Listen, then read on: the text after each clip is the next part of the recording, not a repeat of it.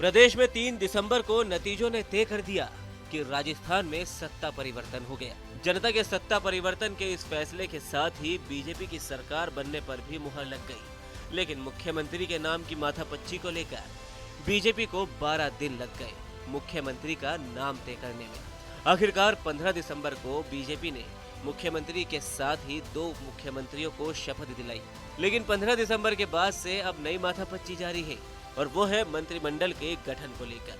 संभावना जताई जा रही थी कि 27 दिसंबर को भजनलाल सरकार के मंत्रिमंडल का गठन हो सकता है, लेकिन 27 दिसंबर बीत गई।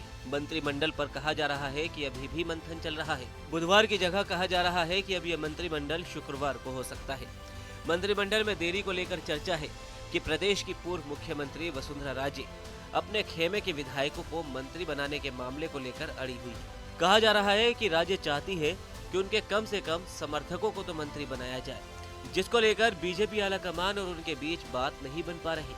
आपको बता दें कि 3 दिसंबर को नतीजे आने के बाद जब मामला मुख्यमंत्री के नाम पर फंसा था कि मुख्यमंत्री वसुंधरा राजे अपनी दावेदारी जता रही थी और नतीजों के बाद जिस तरीके से वसुंधरा राजे के घर विधायकों के मिलने का सिलसिला शुरू हुआ था, इस हवा को बल मिलने लगा था।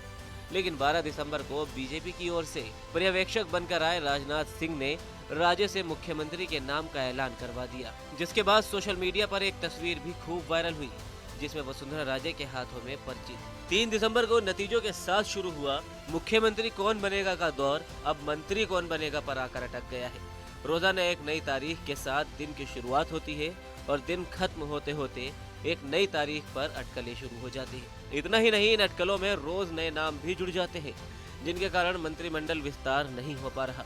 मंत्रिमंडल विस्तार के लिए बुधवार का दिन फाइनल माना जा रहा था, लेकिन मुख्यमंत्री के कार्यक्रमों के चलते बुधवार को भी विस्तार नहीं हो सका।